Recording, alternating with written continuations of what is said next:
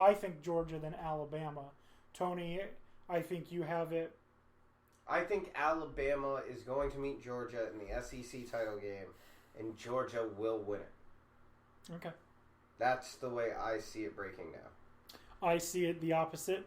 I see Alabama meeting Georgia in the SEC championship game, and I see Alabama winning it. Typical. Dan O'Shea, what think you? That's tough. I really do like Georgia's O-line, and their run game is scary. And I mean, Alabama looks like maybe they're coming back to mortality. So I'm gonna side with Tony. Let's see Georgia take it. I just need the tide to stop rolling. I mean, I'm not going to be mad if Alabama doesn't win the SEC. Yeah, you in a majority of the fucking country. I mean, that's why they're in my... Like, Alabama does not make the college football playoff this year. They don't. You don't think they do? Nope. All right. Georgia, Oregon, Ohio State, Clemson. Those are the four that go dancing. Nobody gives a fuck about the Big 12. And they don't even count. I don't think the Big 12 gets a team in. So, now that we've broken down all... Well, I just gave you mine. Okay. Who are the four again? Ohio State, Georgia, Oregon, Clemson. And I have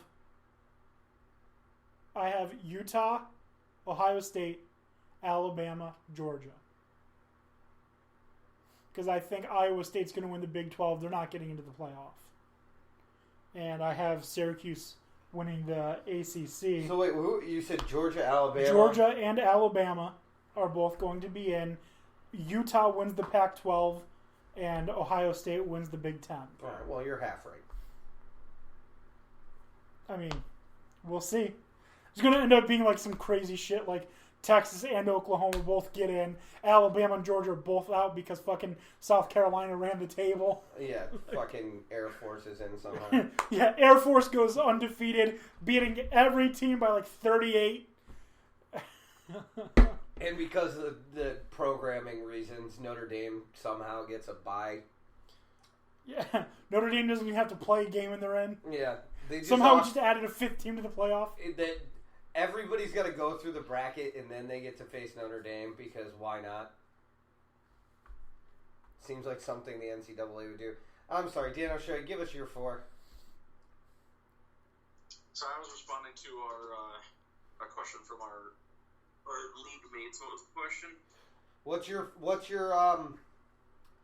What is your playoff? 4 teams.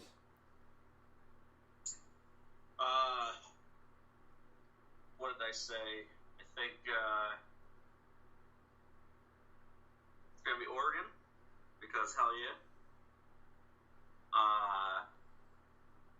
Ohio State, Clemson, and since I said Georgia, let's go Georgia. See, he's got it. This guy gets it. All right. You, fucking Utah. Well, Yeah, okay. if they're going to, could you imagine? They cannot win it. You want to know why they can't win it? Because you can't celebrate in the state of fucking Utah if you win it. Well, they're not going to win it in Utah. They're going to No. win it somewhere else. Okay. Let me change it up. You can't have anybody flipping cars and setting shit on fire in a state that's dry. Let me change it up. I'm going to have Alabama from the SEC, Ohio State from the Big Ten, Oregon and Utah both get in. That's bold, Cotton.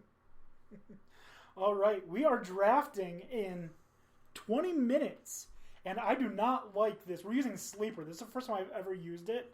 I'm in the draft room, and I do not appreciate this. I'm not a fan. I really am not. But anyways, so we've been having a little bit of a debate. I immediately hate this because I don't understand it. Me either. Like, I can see 3 players. And then, like, I don't know. Thanks for telling us we can use this chat, oh shizzle. How can you only see 3 players? I can see 1,000,000 players. Well, because it's small. You just pull it up. Here's what you got to do. I'll explain it to you because clearly Dan wants to use this because it's a new hip thing to do. If you bring it up like that. Yeah. I mean, I don't know what all these other extra fucking buttons do and shit. I mean, I just found the chat one thanks to some dickhead messaging. Oh, yeah. Don't call our guests a dickhead. It was Dan O'Shea. Oh, call him a dickhead all you want then. Yeah. So we've been having a little bit of an internal discussion. You could say an internal debate in regards to what jersey should I get.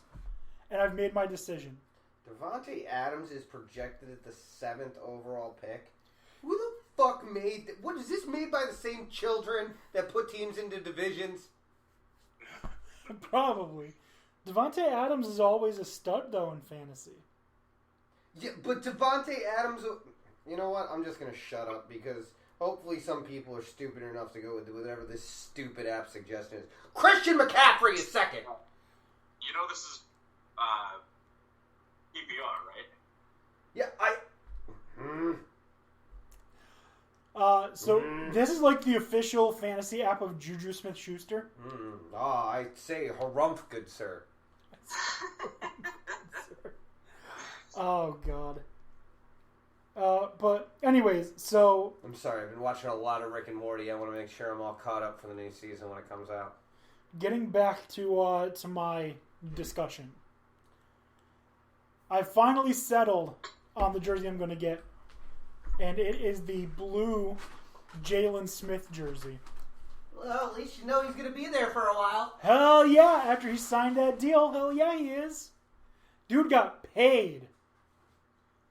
That's the exact reason why I went with the Saquon. Because if I had chose Odell Beckham Jr., fuck would I have regretted that decision. That's like signing up for a 2-year contract at T-Mobile. It depends. How long after he got drafted, or you got the jersey, did he get traded? It was within like 90 days, months. Right? Like, it literally, when I say months, I mean plural 2.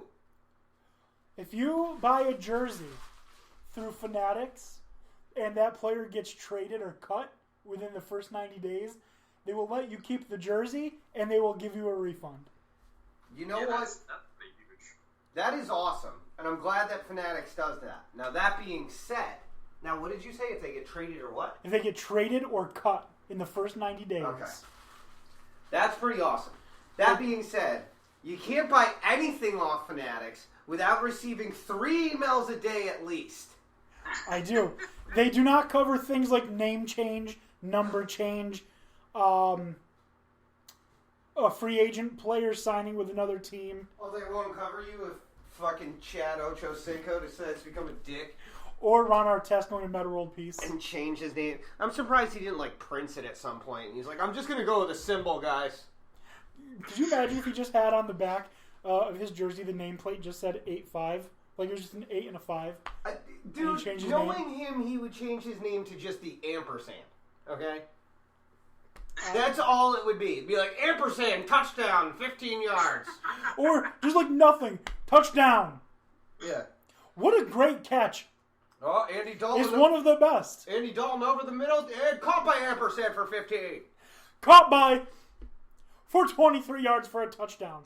That's we're touchdown today. We're getting real too like Key and Peele into this right now.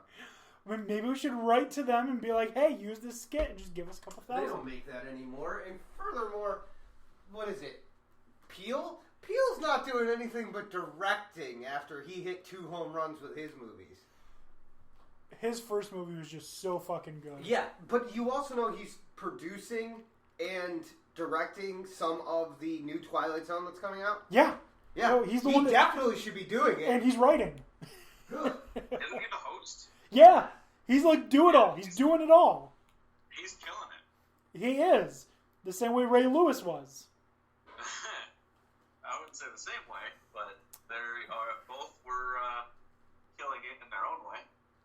Now, see, I'm going through the tight ends, and I'm not seeing Aaron Hernandez hanging out around there. Well, that's obviously a mistake. Yeah. I don't know. I'm going through this at a breakneck speed, and I just don't see it. Anyways, enough with the stupid jokes about a dude who hanged himself. Dan O'Shea, I'm not very good at fantasy football. I gotta listen to one message real quick. Okay. I'm not very good at fantasy football. So tell me, what strategy in the third pick overall should I be using? Well, kicker. I would say that you should definitely get a kicker right away. And a bad one. Like, I should take Roberto Aguayo, right? That would be the best one on the board, I think. And then you want to shore up your defense, because obviously defense wins championships. And after that, I would My third-string quarterback. Sorry? After that, take my third-string quarterback. Yeah. You got to fill up those holes, and then you can start to really get into the meat of your team. So if you're third, I definitely would not take someone like Christian McCaffrey or DeAndre Hopkins. I would definitely take someone like Duke Johnson or Mike Evans? Huh? Mike Evans. Sure. I don't like Mike Evans, to be honest. I don't like him either. He's on my do not draft list, so you'll see me pass right over him because he's just burned me too many times in the past. Me too. But anyways, but for real, with the third overall pick in a draft, what does conventional draft wisdom say? Well, the fun thing about fantasy football is that it changes with real football. So it used to be, definitely get an RB as in the first round, and as much as you can. But the league has become more pass happy, and certainly since we're in a PPR league, wideouts are do have more value. But I would say still in those first couple picks, it's usually best to get the top tier running back, because after that you do lose some value, and there's only so many starting running backs versus starting wide receivers. So I think the balance is still tilted in the running back's favor, at least early on in the draft. If you had the first overall pick, who would you draft? It's tough to not draft Saquon Barkley. Even with the Giants' predicted stats, he's faced stacked boxes before. He's just a beast and, can do it all. Personally, I'm split between him and probably Christian McCaffrey as my top two running backs. Zeke was up there, but because of the contract issues, I'm a little bit more wary of him. I've seen some things, and I don't know how